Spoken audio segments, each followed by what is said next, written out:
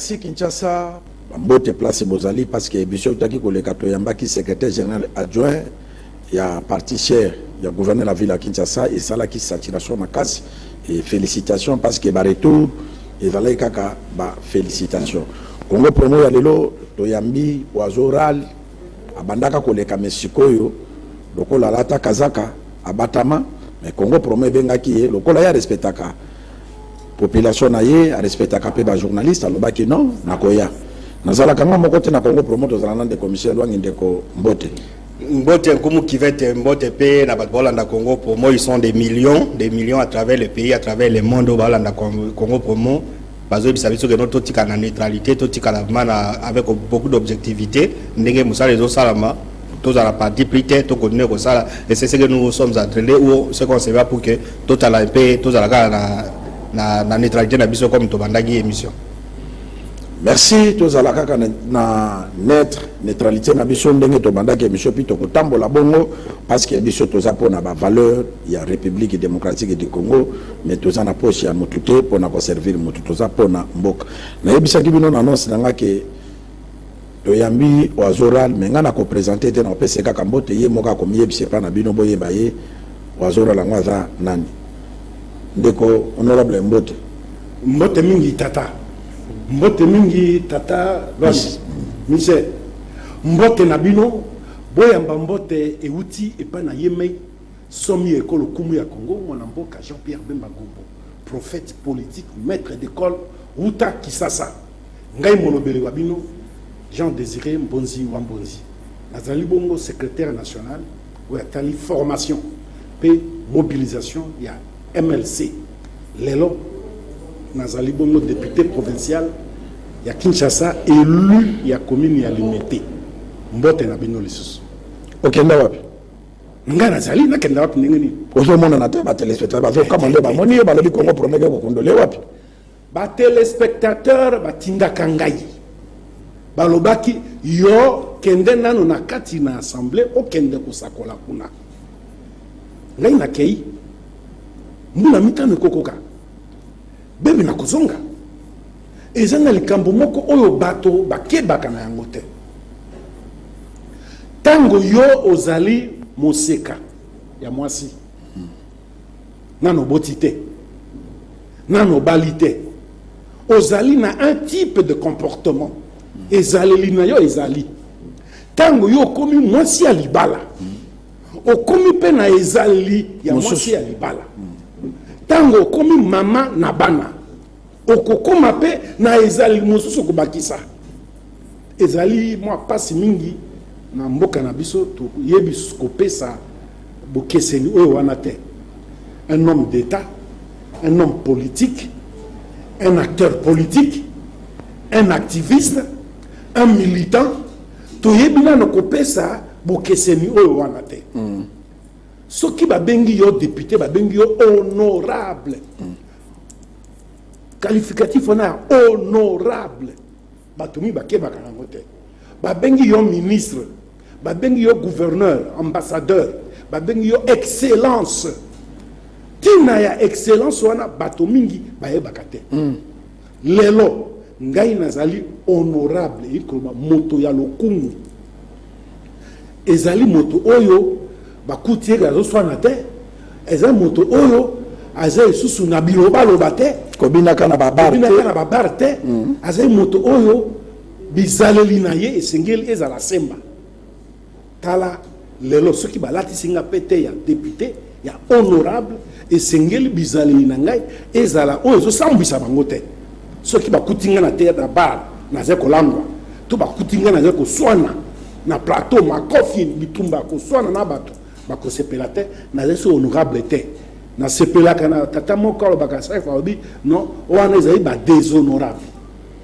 ya monde qui mission honorable Désiré Mbonzi télévision baike baza komona ngai ndete na lolenge oyo wana kasi baye bakamati bamiti na étage escalier oyo ngai nazali lelo bazomona ko ngai mingi pe bayokaka ngai mingi Merci bon. Et donc, honorable, le béda très capital, Batoubaye Bakate, même différence, il y a un statut Badalanango, Aébit honorable Laxini, ni excellence Laxini, ni ambassadeur Laxini, ni Bayébité, Ndeko Michel.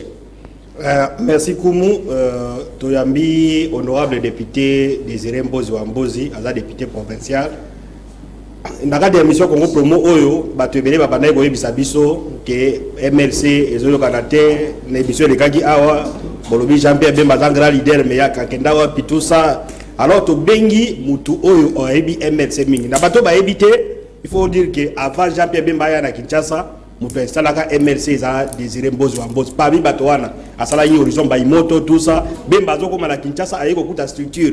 Batouné, il y a des délices Sanga. Aye kolobana Kinshasa bala liboso devant Désiré Mbozi Wambozi, même François Mamba Batonios, donc c'est quelqu'un qui connaît très bien l'histoire de MLC ne bandeliti souka, sauf que bon il a été diabolisé un moment tout ça pour bazar province na bemba déjà makamusu, mais c'est quelqu'un qui connaît exactement makamusu le canal MLC. Alors toutes les questions qui ont été posées sur MLC, Bemba Kenda wapi, Bemba za wapi, Bemba Kosuga wapi, en tout cas il est mieux placé pour répondre. Alors, on aura des élémbosi, Monika Tunio, Obi, Oza, quelque part, dans moi, l'Icolo. Alors, l'Icolo est à l'Assemblée provinciale. Donc, maintenant, l'Assemblée provinciale, place Bozali, Misala, il y a une zone de Kadegeni. Avant de nous répondre, dans Misala, il y a quand même un bémol. En 2007, MLC de Kinshasa, il y a 22 députés provinciaux. Donc, commune, il y a part commune Anjili. Oui, Anjili, il va valider, mais presque toutes les communes de Kinshasa, MLC, il y a des députés, 22 députés. Si on a une élection, il y a quasiment 5. Alors, qu'est-ce qui a fait que MLC, parti à Mounen, disons à Kinshasa, MLC, IDPC, et une certaine mesure, mais dès que MLC, Kundami, Boye, Kozong à l'Assemblée, 6 députés. Tata Michel, Tata Koumou. Ngana kamoka biso ba Congolais, to komi lokola, bato bazalaka, alotindoto abosani. Congolais nyo sa komi bongo. Oyo balobaka na lopoto amnésique. Na ebité tomoni biso baso na mboka oyo élection il y a 2011 élection il y a 2018 bato baso bayebaki pe bayokanaki babembanaki bandimaki ete élection esalemi mabe Kabila a poti élection ndenga lingaki na banza oyo wana moto oyo nyoso azali na bomoi na Congo ayebi yango Lolenge Kabila na bato na ye basala ki pote MLC ekufa na banza boyebi yango malamu ya liboso nanu bazwi misolo ya l'État bakei kosombaka bato libanda ba Moreno Campo bakei kosomba ba Centrafricain bakei kosomba bato lolenge nyonso na ba Nations Unies baswingi bazalaki awo po batia Bemba na kaka pe bakokisaki mokano na bango Nzambe ya kosukisa bango akite pe balembite baye koyesu na motema ya kindoki pour invalider jusqu'à devenir jusqu'à expliquer ko kosa bana bazana ba université na ba école ko ebisa bango te subornation égale corruption ba kenti ko pesa définition ezalaka te na ba concept universel oyo to yebi kakapo Jean-Pierre Bemba azwa pokoso tala pokoso wana ba memaki angoti na sélection na ba élection na ba résultat bozali témoin ba keiti ko kamata bâtiment o ezalaki ko abriter CCTV Canal Kin na MLC ba vandi na kati ba buki ba panzi destruction méchante. Non, nous salons la mobilité. Moto bosali tout, boyibi victoire na ye, bovandi na nyete, bobandi kolanda te biloko na ye, balandi ti ba appareil na ye ba avion na aéroport Anjili. Ko kende ko kata yango. Nani ayebi yango te. Tala degré ya méchanceté Kabila na bato na ye. Bas la kisaki vis-à-vis na MLC, vis-à-vis na ba militant. Ngayo yo na kende ki exil. Ma tête a été mise à prix. Les lots, $20,000. Lobby, $50,000. Oh, à quoi il y a un mouton na ya. Mort ou vivant. Bazo lukanga, bazo zombong, ba lukanga, ba kangangai, ba bomangai. Ba bomel biso mariske gangale yao. Ba bomel biso boteti yao abwe. Babombe basoda bazaki na garde à Bemba Ebela. Kangi bato combien awa? C'est ça. Voilà, tableau wana etiaki MLC na situation moko difficile. Bakeiti ko débaucher bateau, ko somba ba imiter ma pete ba zubango ba kena bango. Ba pesi bango ba kena bango. Ba promettre bango misala ba kena bango. C'est Kabila cauchemar na ezaki Bemba. Yeza ki ndoto butu so ala botala muki, so botal comme na Bemba suki. Atala la ki pongi ndenge nini. So kaka komo ke bena be asutuki. Yena bato na ye ndengo mona kabango bato tambola. Mais ils ont réussi quand même mission là parce que ba réussir mission te. Ba réussir mission te. Mais MLC zandenge za la kite. Non, mais je vais vous expliquer, je vous explique un épisode. Oui.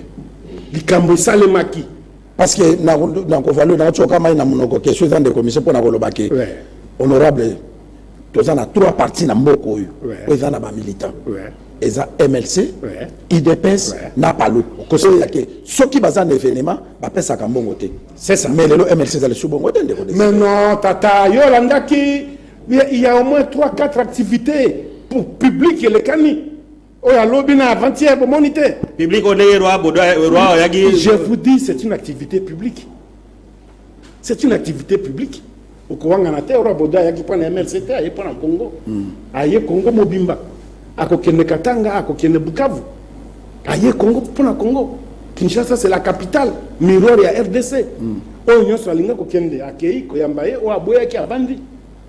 C'est une activité publique. Mais il y a l'État. Oui, mais au-delà, il y a Nini, au-delà, il y a tableau là, qui Kabila, tout ça. Mais il y a aussi une déception. Vous avez eu 22 députés provinciaux dans l'Assemblée provinciale à Kinshasa. Nani Kimbuta, depuis ma façon de les gars qui met des députés à Kimbuta, Tisuka. Ba député n'est pas député à MLC et puis même la population va venir au Bagano ce qui est mis à Goya to sanctionner parce que y a mudaide Kimbuta Tisuka. Est-ce que bino tirer dans le leçon on a non ça par raison politique mais il y a pas représentant pour à l'assemblée au Geno ba on va ça Geno boyo kana Kinshasa nani MLC kuna mana Kinshasa. La première des choses c'est quoi? On a qu'à revenir dans un comme tout ce cas des députés azali politique. Toutes les raisons il y a conduite naie ils avaient politique. Ils étaient civils.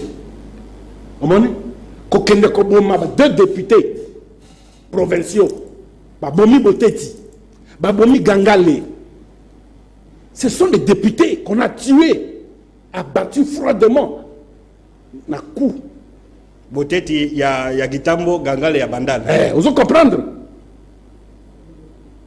Crûment, méchamment, vulgairement.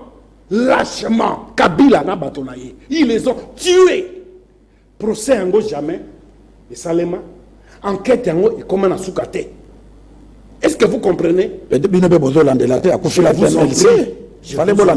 vous en prie, parce que à l'époque, je me rappelle. Mais je vous dis, comment est-ce que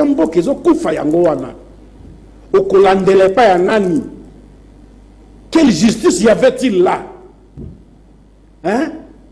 Procureur, le juge président, Nani, Bango Nyoso, Kabiliste Tina Manzaka.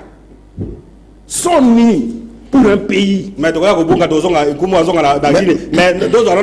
y a beauté du BD pour ça, mais non. Mais il y a Gangale, bon, Babi, c'est un crime crapuleux. Parce qu'il y a un embouteillage, na bandal, Moutaye, na Munduki, Abeti, tout ça, ça n'a rien à voir avec la politique. C'est un acteur politique qui a été tué. C'est un acteur politique qui a été tué. Au moment Bizala Inabango, c'était crapuleux. Nous n'avons pas que Nani Pesa qui crapuleux. Ouais, droit de l'homme, Chebeya. Baketi Kukamata Kamabuzo, Bakolati Saye, préservatif, ils ont dit que c'était crapuleux. Le Kuta, Satana, l'attaque du régime à Kabila. C'est le diable qui agissait. À travers Batouana Nyos. Bakuma qui a un comportement, ingéniosité diabolique, méchante, criminelle. Et l'attaque Bango. Et ils avaient l'argumentaire diabolique. Bazo distillé dans Mokili. Quel crime crapuleux. Qui n'attendait que Gangale. Sur cette voie-là. Non, chers amis. Merci honorable, vraiment le bango na passe na motema on a toujours ici moi ba maloba ya kala pona tozonga mais mituna vraiment zale bela wana ko répondre de comment connaît monsieur le kaki ya Kungu a qualifié kibiso ba Sankara Jean-Pierre Bemba pesi bino mbongo yango boye ko loba na télévision kasali di na ko répondre mon frère en tout cas cadre MLC yo Congo Promo etikana na kokutana na de qu'on a biso Jean-Pierre Bemba te banda bimi prison banda bandi d'activité politique tina mukola le toza na télévision na notre moni Jean-Pierre Bemba te donc il est comme on a un homme politique honnête à reconnaître la valeur de Jean-Pierre Bemba à lobby azali grand leader il y a grand quartier honorable de quoi on a qualifié qui sur lobby comment toki ko benga Jean-Pierre Bemba leader il y a grand leader à grand quartier na mboka na ye na sido bangi na mboka olo bana Kungu azan hôpital Kungu te Kungu merci yozo ye bango bien na Kungu azan hôpital te ata école te ata ndako na ye moko ezate abakisi beke ndeko na ya sénatrice agene guna azali kuna place ya kolala te alala na salon en tout cas tout ça même nani na yo to na to tavo ça essentiel là yango to bundaki ke ozala na plateau oyo pour répondre parce que azolanda Congo Promo c'est pour dire que bato bele ba contester leadership ya bimba Équateur asale lokote na Équateur asale lokote tout ça atuni lisolo bisoko ke alobi soko komi na bwende otuni Jean-Pierre Bemba bayebi ete asala lokote oye na Mongala oye na Équateur oye na Sibangi oye na no même na no Rubangi bayebi ete koma bino na télévision bolembo ko bobenga leader grand leader na kopesa bino yano na yango maintenant no liboso ifo na bakisa mo loko moke oui MLC Bemba bino boye tata mosalo bino bozo sala bino mibale oyo soki ba pesi yango ba misusu ba vandi ko benga bino ba Sankara ba okoka yango te mosalo biso toza ko sala ngai oyo bana nanga mibale ya suka de 2003 à 2007 na mono bango malamu te po ngonga babotanaki yango wana po na nini insécurité bitumba politique na vanda na ndako malamu te na lala malamu te kabila butu moi aluka aboma ngai aluka akanga ngai na katisi maye baleo na butu 1h du matin ezai makambo ba sacrifice belé to consentir oyo ke bango ba koki jamais ko sala yango oui pe tango mosusu ba zongisaka ba misongisaka sima le grand malheur na mboka na biso communini ba tiel biso ba réseaux sociaux ba fungwe biso ba TNT télévision million to commune démocratie okokuta maçon azo corriger mécanicien ya yebi ata mécanique te ninga nini ba fungula ka boulon te ya ze maçon mais azo ba o ya be bongisa motuka te okokuta mécanicien zonga na makaba Jean-Pierre Bemba mais non ben j'arrive justement alors que dépend ko edende ko wana ya zo mona ka hôpital okokuta mécanicien azo corriger coiffeur akati suka ngo modèle nini ya ebite ke modèle wana si mikolo sa succès yango coiffeur ayebi yango yo yebi yango te yo bunda na ba boulon na yo na ba vis na yo Jean-Pierre Bemba azali leader te ya kanisi ko za leader isengi ko tongo hôpital Lumumba akufa kombo na eti lelo oyo bato bazaye ko soa monimati na ba point bazolata kombo wana okomi na URSS kombo université Mobimba na Brazzaville na Guinée ba venir belé Lumumba ba venir Lumumba bola kisanga ndako na Lumumba na Congo bola kisanga ndako na Lumumba po bato ba mona kinde mécanicien ya ye eloko nini ye atelemaki mpo na yango abundelaki nini botambola Congo Mobimba boluka bandako ya Kasavubu mais c'est au moins comme to comme terre à terre vraiment race na bango wana tozoli à terre presque tozoli à terre race na bango wana soko lobi bolamu ya moto seka corrompre yo bango race na bango yango wana batu bakeneke ko voter mutu po ba pesa ki 1000 francs na polo po ba pesa ki polo race na moto baton justement bango wana l'état congolais azali ce qui y a azali moto azali solo alobi alo défendre territoire ya Congo ngai pe na originaire ya territoire ya Congo mais ye bonga ki randa administrateur du territoire alanda gouverneur, alanda président de la République, atuna bango, pour nini botongi hôpital na province boye, na territoire songolo, et pas inangai botongi te. Ce qui a leader solo ye, l'État a zana misala na ye, ba privé ba zana misala na ye, mais loka bosani kolobake. La famille Bemba dispose de biens, de magasins et consorts dans le territoire de Congo. Oh, il est peut-être à éviter. Bato misala est belé, basala na compagnie na bango, bazo sala. Et donc il y a évité. Mais ezali mawamingi, tozali na kati na mokili oyo que moto akopesa sango, moto ako défendre baninga na ye, ako défendre moto leader ezali liboso bandeko na ye. Liboso bato bazali na ye longo.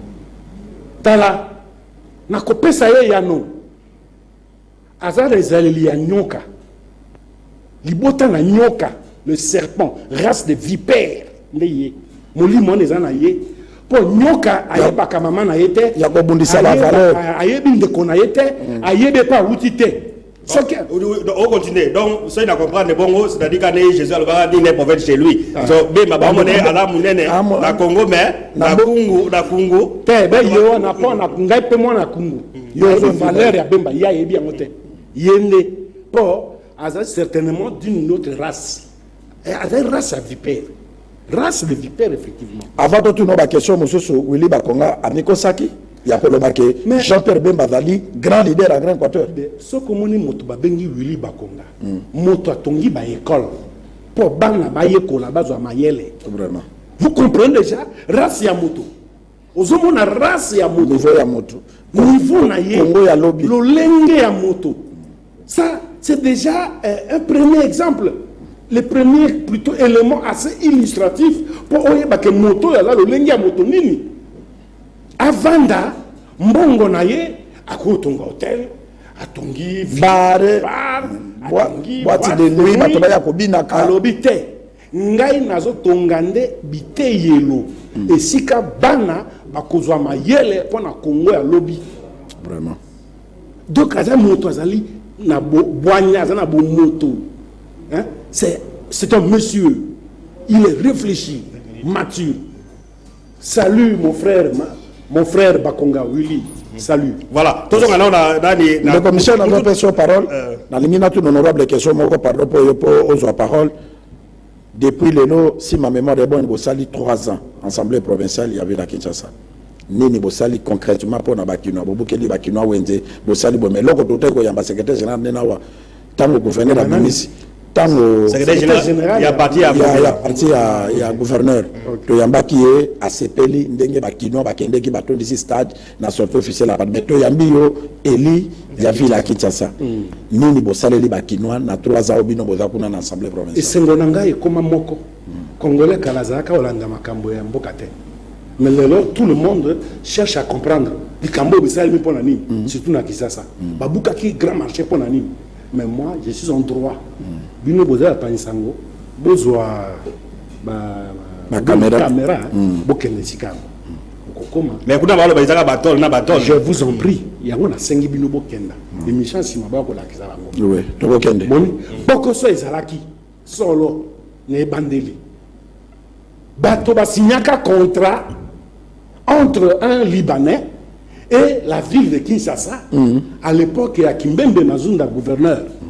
Bapesa Kaye, 25 ans, à exploiter grand marché. En contrepartie, Misala Basenga Kaye, Asala à mon côté. Il y a Tonginde, ba galerie Ponaye. Aza ko locataire chaque fin du mois, Wakambongo, pe sukiwana te. Azala ko touché $1,300 chaque jour dans la recette, c'est à grand marché. $1,300. Chaque jour. Libano, le chef d'État, il a un hôtel de ville. Comment on a Hassan. Oui. Vous comprenez ma cabotike Zalaki, mais Bazalaka na Tangoana, ba gouverneur, ba bourgmestre, ba généraux, ba zoa ba magasin, ba pesa bango ba magasin.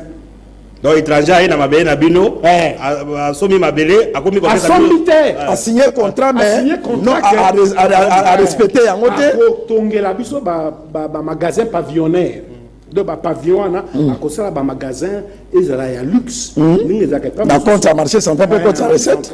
À cause de la latrine publique moderne, vu capacité actuelle d'accueil, à cause de la parking, étage, à cause de la mesa en béton, il y a 6 cas, pour nombre de colis, ainsi de suite. Il y a à Tongi Kaka, galerie, il y a plus de 100 magasins. Et galerie, on a Tongi en Olengeni. Le phénomène, il faut là, s'achète. Il faut là, ou bien ce qu'on a dit, chassette, au bimi na bokasa, bakati, des dents, maman, basso, qu'on a battu ma colo. Pendant nini, il y a Tonga, à Tonga, yango, il colo, il y a un collecteur. Un collecteur, oh, il y a un maillot, un sukola, zando, bosotonyon, et qu'il y a un kati, tiola, et qu'il y a un balete, ce qui, maillot, il y a un et zongignon sur la grand marché. Toilette, il y a na balatrine.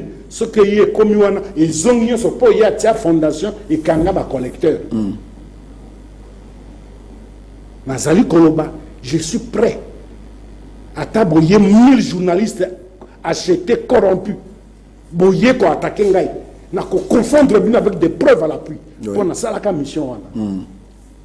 Zando grand marché et comment qui impossible ko kenda kuna na kati. Oui. Yo kenda ko sa ni. OK kuno bimi Ozoka et l'embête qui est na soloti ozoka nana. Biso de ça taba 3 à 4 mois côté Zando. Il a fallu à un certain moment prendre une décision pour en finir une bonne fois pour toutes. Oyebi kezana bana bazana rokadingi loa ba avenue wana. Ba mona ka sous voiture na avenue na bangote. Nyonso comment marcher. So tambolozo denda. Honoro et comment vous na ba mesa ba to ba kaka. On peut s'y garantir à $1000 et pas individu. Il y a foutre à $50. Tiens ce jour d'aujourd'hui. Mais je vous dis. Et commandez moi. Un spectacle au cocoa. Mais il fallait trouver un mécanisme pour arrêter et mesure impopulaire, certes, mais il faut que ce qui soit. Alors, on a bandé à mesure, il y a une période de confinement. C'est trop dangereux. Et si on a que tout le monde se retrouve dans la propagation à cause de la facile, il faut fermer le marché. Bon. L'exécutif avait son projet, il y a que ça à Nini. Mais on y a dit que la plupart des bateaux sont mobilisés. Ça va marcher, va s'opposer à projet. Ce ne sont même pas des commerçants. C'est syndicaliste. Alors, ce que ce ne sont même pas des commerçants. Allez-y. Mais on a que le président de l'Assemblée provinciale a 2023, mais les gens les plus optimistes en 2024. Donc, il y a comme les femmes là. Attendez, non. Moi, je ne veux pas. Parce qu'ils ont un projet. Un projet sur évaluation des temps. Moyen terme, court terme, long terme. Moyen terme, long terme. On va parler du long terme. Non. Je ne veux rien que Koyeba. Mon problème est que financement, ils allaient obtenu. Pour premier financement, ils ont qu'un empêchement à cause de Yaye Hassan. Na bateau, ça va marcher. Sinon, on serait très avancé. Deuxième financement, on a repris la démarche. Deuxième financement, ça l'a mis un montant important. Et Bandi Misala. Mais ça les bandits dans les bandits à Fondation Bandit. Allez-y, allez vous-même constater. Avant que moi, apparemment, c'est l'une des plus grandes réalisations exécutives provinciales, l'Assemblée provinciale à Kinshasa. Kende na bongolo lelo. Même Makala. C'est l'une des plus grandes réalisations. Bon, à part Wana Babi, Bapelisi Munda, voir Lumumba et tout de suite. Mais il dit Bongolo, mais Kimwenza, Baba Kimwenza. Kimwenza kuna a rigolo de mais ya Yolo. Et Kangama ainsi de suite. Alors, Naïla Sousa donc, on a quitté ces communautés de chasseurs naturels revient au galop. Baba Kimbuda, tout ça, tout ça, tout ça, mais apparemment, cercle infernal. C'est-à-dire qu'il n'y a pas technicité et générosité dans ma gouverneur à Kinshasa, alors, Marato. Tout le monde est malade, Kassi. Et à Nouya Batobasso. Tous dans la ville à Kinshasa. Congolaises, Quinoises et Quinois. Tout est balelo. Tout le monde est Kinshasa. Ils ont un banzela où ils ont dépendre d'un gouvernement central. Oui. ils ont banzela ils ont défendre la voirie urbaine, c'est-à-dire la ville. Mais voilà les discours à Kalaba. S'il vous plaît, même à venir à Kati à la commune et dire que Koufa Koufa. Voilà le gouvernement central honorable. S'il vous plaît, Michel, s'il vous plaît. Honorable, bon accord bâtisseur payo, oyebi que pape pour continuer dans le colo na makamba baroute. À cause la messe na Barumbu. Barumbu lelo nga naza notable ya Barumbu to kende ko tala me bato bazo sala podium wana Barumbu ntele zate Kasai ekufa Itaga ekufa soki côté ya lelo na moni bazo sipa libulo za liboso ya nabo marché wana côté ya Kabinda Flambeau bazo sipa libulo wana ya Phoenix mais minda ezate bino na ville bozo réfléchir nini parce que lelo je vais en arriver yoka lelo na Barumbu soki au monde na martyr ba yibaka bato ba téléphone ba match boto mwinde ezate éclairage public d'abord ezate madame obacha ye na se ya po wana neti ngai place na fait na sali lelo 1 mois pour na câble obiso moko to kotiza mbongo to pesa atindi bato ba ya kotia câble eziki tire la lobby acha biso na programme ko lo câble ko ya ezate bozo réfléchir nini bolingi tango bapaya bakoya bayiba baka bayiba bato ba téléphone bato bakoya ko prier babungisa biloko après boya kozwa mayet ou bien c'est le moment bota la banzela ya Barumbu na kopesa yo la même réponse électricité somani électricité addiction d'eau na RDC ezalaka prérogative ya gouvernement central oza koyoka ngai okokita olamuki po yo gouverneur obani kobomisaka mina ndenge olingi te esengeli ozwa yango toyebisi yo eli osolo na gouvernement commissaire ke tuana po danger ko ya na Barumbu bakamwa te bazoya karaté la télévision monde ezoya et puis na Barumbu il fait dans la miroir je vous en prie binobe na complémentarité assemblée provinciale pe yengene na pas déjà snap parce que lobi bokende lobi na regardez si na tourner yango wana ministère de finance pour na monument na bino mais na événement nge ya munene na complémentarité bokibo sabe parce que pona ko bakisa oyebi de lo pardon honorable oyebi de lo bandali babenga ngo Paris pourquoi concert moko wera lingaki abeta na Paris ba combattant à l'époque baboyaka alors producteur aboyaki ko perdre mbongo na ye aye babeta ngo na bandali tango babeti concert wana na bandali nde balobaki bandali c'est Paris lelo pape azakoya kosala messe na Barumbu lelo Barumbu ekomi Barumbu c'est Vatican oyebi na de baptiser on déjà Barumbu c'est Vatican et frande mo wana ekene na molili il y a toute une commission pilotée par le premier ministre accueil ya pape na kati na yango ba sous commission ezali tali makambo wana masse est-ce que vous assemblée bozali je vous en prie bokenda kuna basalaka réunion na hôtel du gouvernement collègue na député provincial à Barumbu afungolisa bar na rond-point ya Barumbu je vous en prie bapaya bakokuta na rond-point dans la bar je vous en prie réunion ezali kuna basalaka bapesa ba sous commission nyonso accueil ya pape vous comprenez la grande difficulté oyo province ya Kinshasa ville ya Kinshasa azana yango vis-à-vis na gouvernement central yango nazalaki ko expliquer binote eza na misala ba kon banzela ba minda ba mai ezalaka prérogative première ya gouvernement central et que gouvernement provincial donc la ville de Kinshasa azalaka ko sous-traiter pe azana banzela misusu OK il ne peut pas atteindre ça mi liboso na eboyi akoka osala yango te po azana pouvoir wana te pe misolo akosala yango pe azana yango te ye ezana banzela déjà en attendant honorable azolo baboko kote la biso ba question ba téléspectateurs tout honorable so ba s'adresser na est assez clair nazali à te pour défendre qui que ce soit mais je suis en train de présenter tableau réel au tout le monde à Kamboka Yami Balé. Si c'est la biso ba question ya ba téléspectateurs Yami Balé. Ceux qui va s'adresser à honorable bien à Congo Pro. Olenge to kutaki ville ya Kinshasa.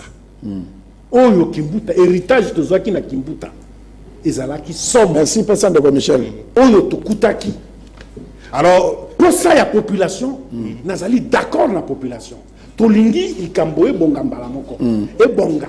Kasi ko bongisa yango ezali pasi. Ce qui botala ki ne bandeli tozaki problème on avait fait arrêter le ministre des Finances, l'ancien Oyazala Kina Kimbuta Matondo, à cause de Nini. caisse et à ville. Vide. Attends, un franc. Je crois que peuple quinois, population quinoise, bâti en on a moto. Boye, bozo coûte un amisal et sengi $600,000. Caisse vide. Il faut que nous coluka que $600,000 wana. Beaucoup de situations terribles. Certaines recettes qui n'ont pas la batakimbuta. Si vous avez beaucoup de gouvernement, ça doit non, mais c'est maloba. On doit avoir réserve déjà de 4 milliards, tout ça. Bilo, c'est qu'on a Kinshasa. Beaucoup de naniké, c'est combien? Non, je ne voudrais pas me lancer dans ces détails. Au moment où je lancer dans les détails, on a expliqué que gérer ville, ils ont malam. Mais le lingue à gérer ville, ma coquille à gérer ville, ici comme un caca. Mais ah, bah, c'est la province la plus fiscale. Bah, taxes et billets, hôtel de ville, au niveau qu'on est fait, au footy, au niveau hôtel, et donc, ah, ils en ont millions, Merci. Je vais vous donner un petit exemple. Hein? Un petit exemple. Seulement.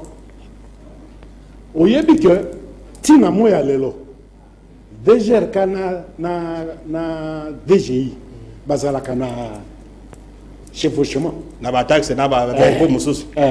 Tilelo. Ce qui n'a koyebi, c'est que, au kokende lokola na PNHF, hein, taxe ya Covid. Oui, ils ont la frontière. Na aéroport Anjili, na oyo ya. Est-ce qu'on a compte avec Panabino? Non, on a pas de papier dans ma banque. Ils n'allaient pas une ambitionné. Le directeur du gouvernement central, il y a santé Moutoza Kambongo. Est-ce que vous vous rendez compte? Vous comprenez? Mais moi, rétrocession, je vous le dis. N'allez pas dans moi rétrocession. Il ne fallait pas. Mais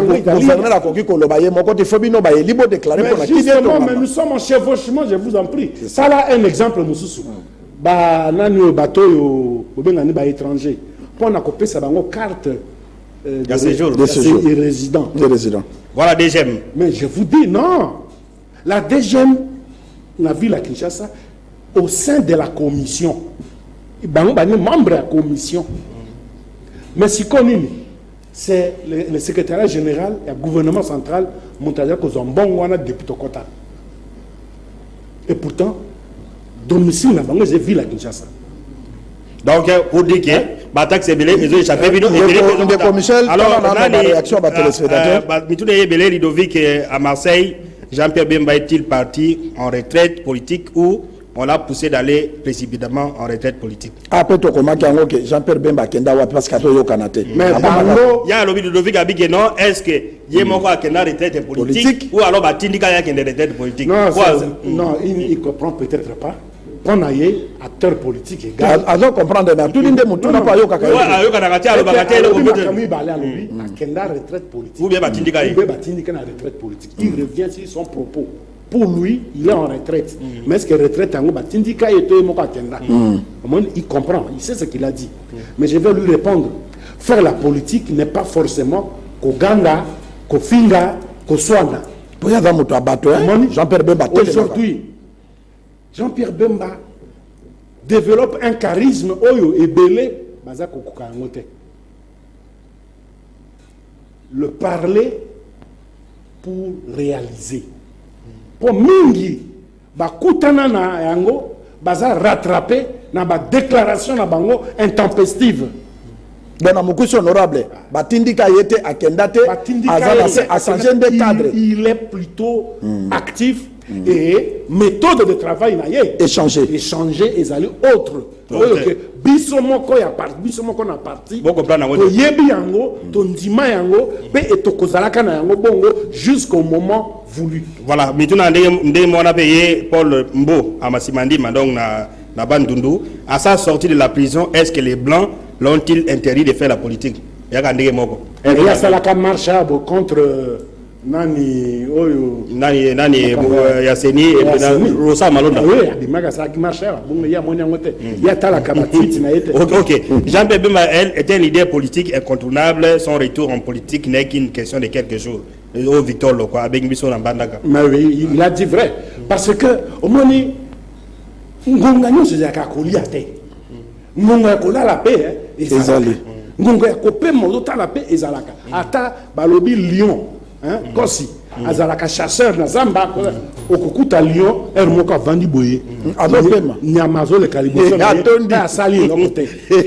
Donc Jean-Pierre Bemba aza lion azoona banyama ezoleka donc asala na ye aza kolia te. Non, aza na repos aza observé. Alain Ilunga a dit Lolo, est-ce que le MLC a-t-il fait son évaluation depuis son entrée à l'Union sacrée? Cela ne lui revient pas. Italie était ce qui dit que ça l'évaluation à Bissau. Tant monsieur pas militaire. Mais non, Ezali interne à nous. À tout le monde, c'est beau ça, beau ça. Ezali stratégique. Ezali réponse à Ezali hautement stratégique. Tokoki Kolobayango sous la place publique. Ça c'est hautement stratégique. Ok. Hervé Chimanga à Moujimaï, tout laisse à croire que Jean-Pierre Bemba reviendra en politique en 2028 à la fin du second mandat de Félix Tshisekedi. Oui, il est libre de réfléchir ainsi. Il est libre de réfléchir comme ça. Mais ce que je sais, que ça la politique, ils allaient qu'à cause de la président de la République. Il n'est pas dit que Batoyo se passe à la politique, pas basé sur le président de la République. Un seul président de la République, mais les autres sont acteurs politiques. Ok. Mama Mado Libondo à Bumba, pourquoi Bemba à Sundola Équateur? Mais naïbite, kaka bango wana. Bango wana balobaka. Lokola oyo ya kunguana. Race de vipère wana. Lokola ye. Bango balingi nini Bemba pendant 10 ans. Je dis bien 10 ans. Kokota 11e année. Ozali empêché. Ba kongi ba compte bancaire na yo. Obimite. Oza en détention. Okoka ki kosala nini. Tango kei kuna papa kufi. Maman oboko la kufi. Bato na yo ebele bakimi bakei. Au père de père tebele ba kufi. Au père de bato kufi ba kufi ozongi. Bo moto nano. Boko kite bo tika moto après manano à reprendre souffle. Azana kotala. Il y a des robots, il y a des motos. Ok, ici à l'espace Kassai, les cadres d'ensemble de Moïse Katumbi quittent son parti pour le MLC. Ndeko Kapajika à Bengi et na Chikap. Balongo na ensemble. Bazoko na MLC. Mais c'est tout à fait logique. N'engue bato balongo na MLC. Bazoko taka ba parti politique mususu. So qui est ensemble, MLC, voilà. Mais tous les ébélés, Zakari, Ali Salah Abi pose la question à M. Désiré Mbozi. Willy Bakonga a déclaré que Jean-Pierre Bemba était un grand leader, n'est-ce pas? Il a menti, il a dit la vérité. Voilà, tu répondre. Désiré Mbozi, c'est un grand combattant du MLC. Cette fois-ci, il sera candidat député national chez nous, ici à Mouamba. Voilà, Batunayo. Merci, Bicho de Kotunayo, Motuna, Yasuka, Fatoko, Manamagamba, Léopard, pour conclure Congo Promo Yalelo. Jean-Pierre Bemba Gombo, Tango Boyokaki, cadre Yamboka Oloko, la premier vice-président de l'Assemblée nationale, a lobby que Jean-Pierre Bemba Gombo est la candidat en 2023. Et ça, là, c'est mon appel à la MLC. Ils allaient premier vice-président. Ils allaient Mibeko, la loi. Mais non, je vous dis, ils allaient Ndenge, Mibeko, ils ont ça les mains. Pour aller bosser au bagage awa, subordination, bagage égale corruption. Ça qui a une interprétation. Ça qui a une interprétation erronée. Vous avez un intellectuel, vous avez un dictionnaire, vous avez c'est subordination. Ce n'est pas la corruption qui est définie. Professeur Nyabirungu. Honte à lui. Honte à sa science. Honte à lui. Grand pénaliste et professeur ordinaire. Mawa, Soni, ce qu'il a fait, la honte de la science et de sa génération. Répondre à Moutuna Kori, à Koumukasi. Donc, au bilois, donc, vous sepez tout ça.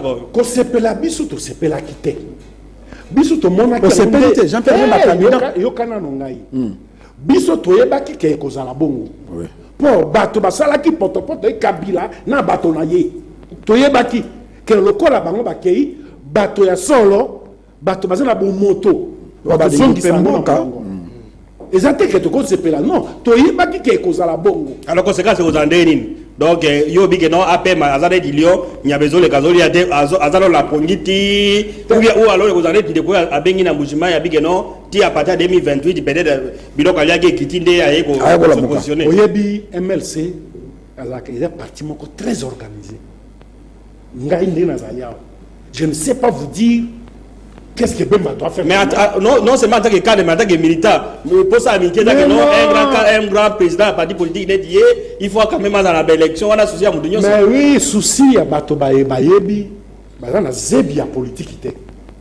Pour ça, il y a réalité politique. Il s'est dit na telle menace à la réalité politique. Bisso Toxalaka, ambition, président de la République, ambition, député, national, provincial, na Sénat, nous sommes na congrès. Ce qui te côté congrès, à l'issue du congrès. Donc, on pour nous répondre à MLC parce que Bamoussous qui n'a pas rubo na kolobana kumoyoki Jean-Pierre Mbemba la candidat. Bazala nano yemoka a confirmé na mte. Congrès nano et l'obité nano et pesinzela na muto moko te na kati na MLC. Oyoki biso to zala kabongo. Le contraire n'existe pas. Oyoki. Merci de Désiré Bozolanda émission Congo Promo biso toza pona ba valeur bozo yoka pona kolakisa ke Congo toza na bato valeur pona mboka na biseke de liboso na mukuse ozali député provincial la ville à Kinshasa ou ezali capitale de l'institution République démocratique du Congo léopard et décevoir peuple congolais tala yo moko léopard azobeta na Gabon awa na martyr mais batute kaka ba membre du gouvernement de bakende ko beta awa apoli 1-0 match à domicile, mais pour le public, ma poli 1-0. Pays local, la Soudan, et gagné RDC 1-0, donc sur 6, 2-0. D1, B2-0. D1. Tu perdre sur 6, 0.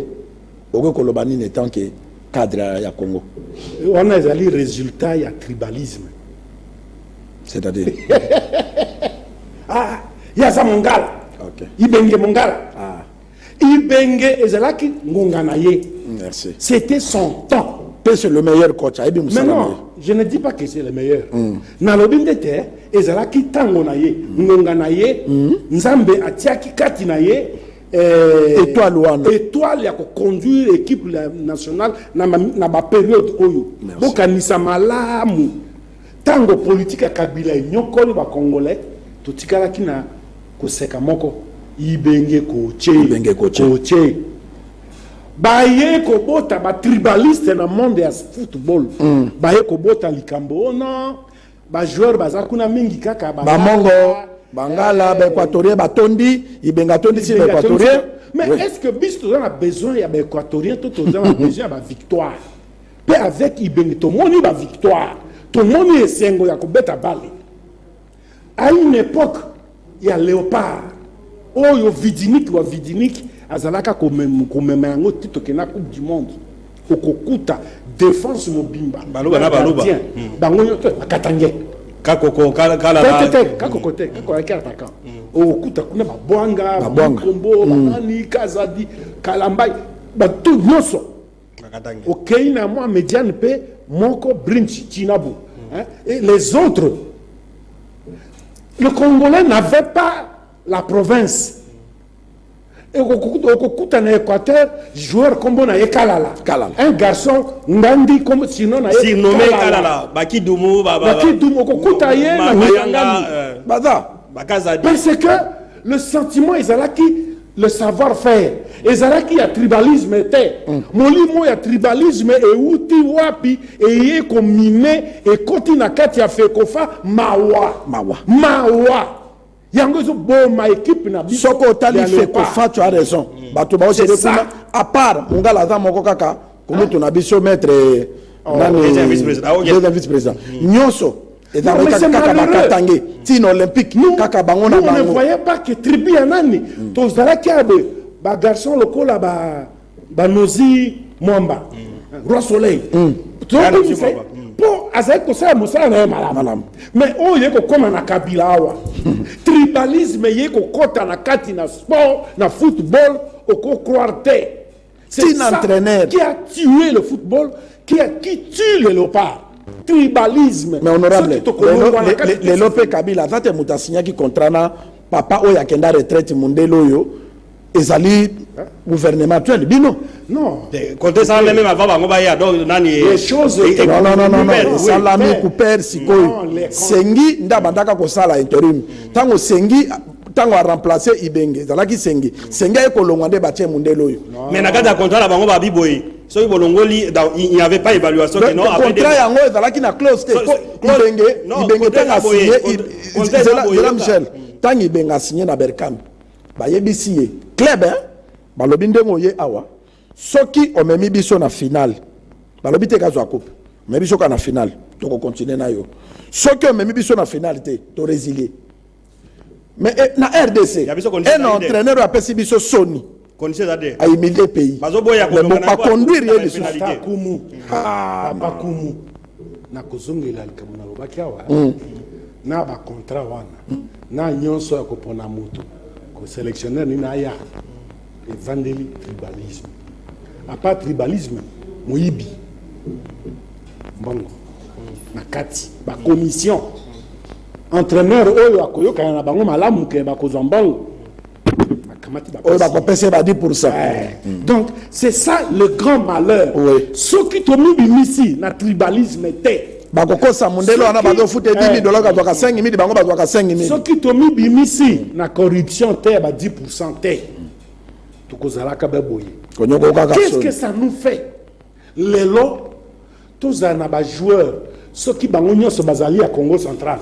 Oui. Mais c'est le Congo qui gagne. France a joué la Coupe du Monde avec des Noirs et mérité une équipe. Oui. 85% d'Afrique.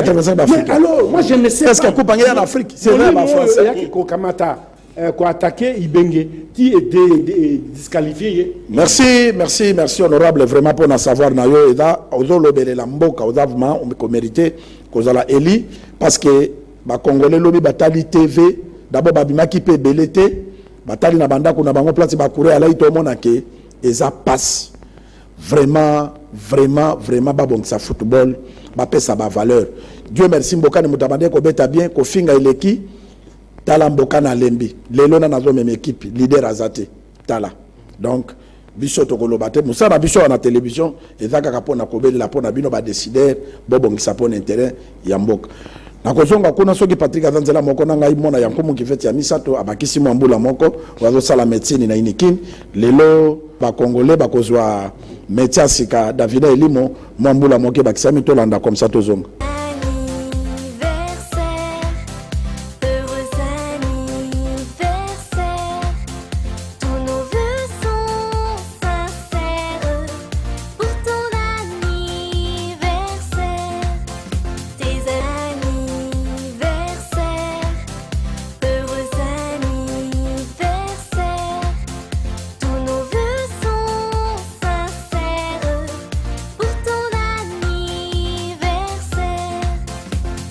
Merci, Yadedo, Ngana Benga Keda Vina Elimo, ma fille. Merci. Félicitations continuées. Papa Michel Sokoko le Belo Komoko. Merci, honorable. Oui, mais nako mona. On profite pénalement de la fin de Bala. Merci, Mingi. Nako zongisa. D'abord, moi, nano. Nzambe ya bakisa mayele ebele. Merci. Merci. Pe koya koyebisa ndeko ya kungwana. Ya sa yoka ba Congo ba finga kasavu. Vraiment. Asa yoka batetela ba finga Lumumba. Asa yoka baluba ba finga Tshisekedi. Tala bolole na biso bangala. Yango wana. Tondi manakate. Bemba azali une autre gamme politique sur le plan international, sur le plan national. Et que yé point de vue na yowana et ko sukabena motema na mabe wana motema likundu ya likunya ya zuwa pe nzambe apesa kabata bo bénédiction et puis a qualifié biso ba sankarate parce que awa to présenter ka ba valeur ndeko Michel. Non, merci na to pesi félicitations, merci na honorable Mbozi wa Mbozi. En tout cas chaleur ils ma case na émission, je crois que ba to landi biso ba yo ki chaleur ils ont continué donc il va pas souka mwana. Merci ndeko Michel, merci honorable Désiré Mbozi wa Mbozi pour na ko kondima invitation ya Congo Promo parce que ça les mikolebele ou les kakanate fête d'abord to remercier leader, grand leader à Grand Équateur Jean-Pierre Bemba Gombo parce que poya awa tamuso tuna ki alobi kende na Congo Promo. Vraiment merci to pesi pembote na bandeko nyonso balanda ka Congo Promo pesa confiance ndeko ya Congo moni to tuni mituna oyo benga ki na téléphone mais to tuni honorable à répondre yo d'abord balobi ke basangi nyango basagene asambula c'est que ya famille baswa na kasoki mbule zobeta pona voisin yo kate Jean-Pierre Bembo ya sala na mboko yo ko ignorant ngote parce que kolongola na mitu ya ba congolais te nkomo azale balé o bakanga mabokete bye